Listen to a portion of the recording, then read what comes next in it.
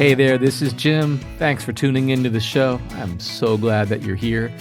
Today, we're going to be talking about how you can use music for chronic pain. This is one of our quick hit episodes, so we'll talk a little bit, and then at the end of the episode, I'm going to actually give you 3 tips that you can begin using today if you've got chronic pain or you know someone who's got chronic pain to help make you feel better. Imagine waking up every day not knowing if it's going to be a good or bad day. Picture every limb on your body feeling weighed down by an unshakable heaviness. Envision feeling excruciating pain from doing everyday things like brushing your teeth or even washing your hair. Could you deal with the dull, constant burning aches throughout your entire body from morning until night? Well, that's what it's like living with chronic pain. And for many people, it can lead to other challenges, including anxiety, relationship problems, and even depression. The real kicker is when it comes to chronic pain is that these added problems can cause your stress levels to rise. And the more stress you have, the more intensely you feel pain. Obviously, this cycle is the last thing you need.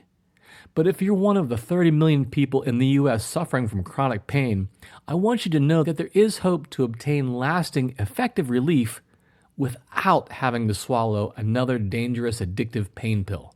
Simply put, if you reduce your levels of stress, you will reduce the sensation of pain.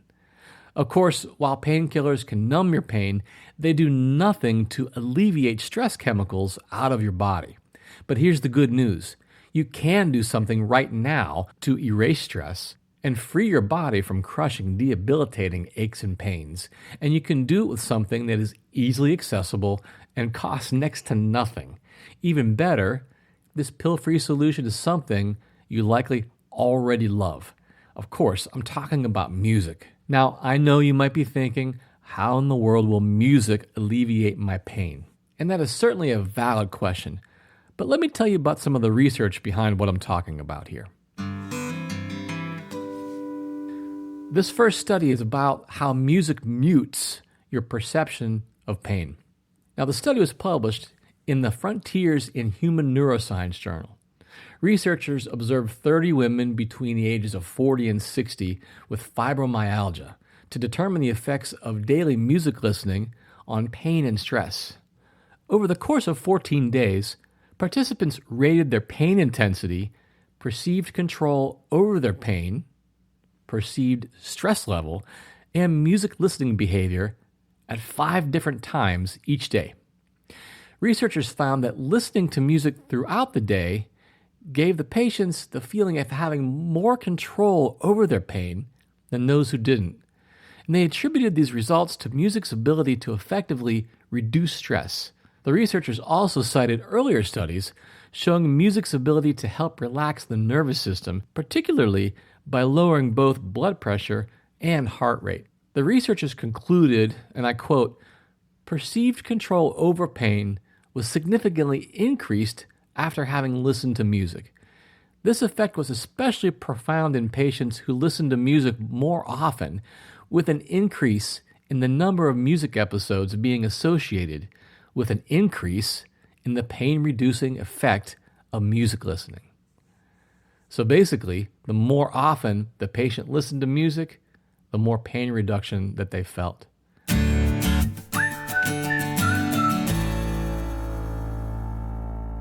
Now, recently in my personal life, I went through a very challenging experience in the hospital.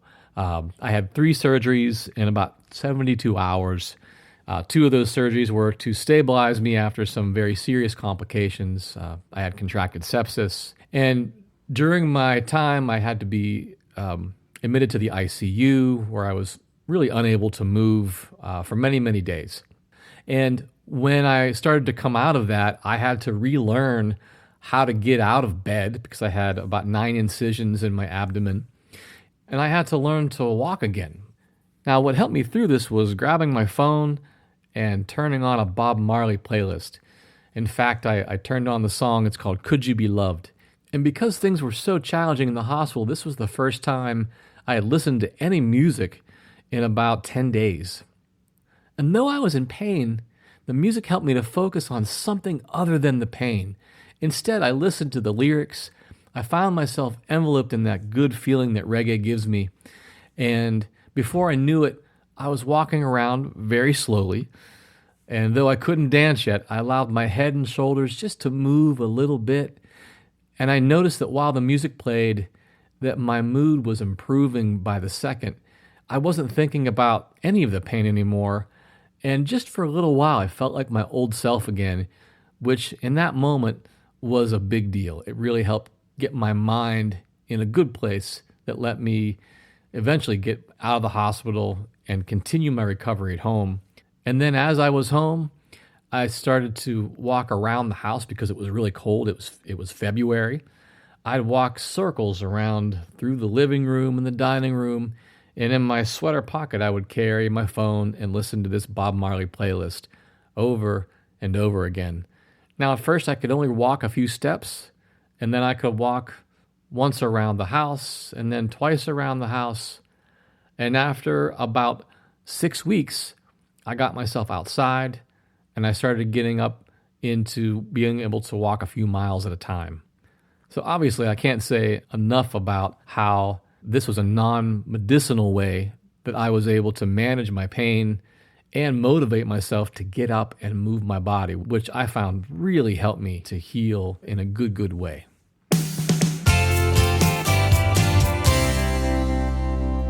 Now, if this sounds like something you'd like to try out, I've got 3 tips for you. Some things that you can try right now, or maybe you can even suggest to someone that you know who is suffering from chronic pain. So here's the first tip. An hour or 2 before bedtime, play music that incites a feeling of relaxation. Now, for a lot of people, music that is instrumental tends to work very well, so that we're not really thinking about lyrics or stories or anything like that, but just music that's soothing.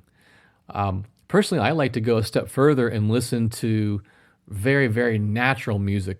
And what I mean by that is the music of nature.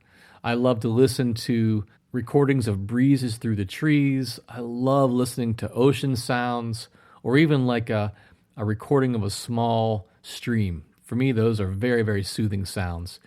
And personally, I'll listen to those through bedtime and let them play all night. Tip number 2. Now in the morning, if you're looking for more energy, and through the course of your day, just put on some upbeat background music. I know it sounds so simple, but these simple things can make a big difference in how you experience your day.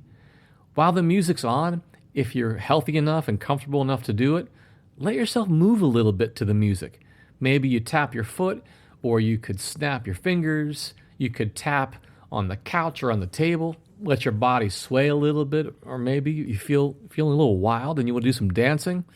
That'd be great too. Any of these things can help get your energy up and also take your attention away from the pain. Tip number 3. Again, this is simple stuff. Hum along to 3 or 4 of your favorite songs in a row once or twice per day. Doing this will vibrate your vagus nerve and activate the production of your body's natural painkillers, including dopamine and endorphins. These are real chemicals, and they reliably get produced anytime you hum. And it doesn't matter if you're in tune or not. That's the good news.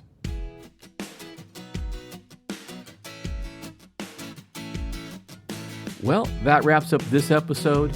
I want to thank you so much for tuning in, and I want to remind you to make taking impeccable care of yourself non-negotiable. Have a great day.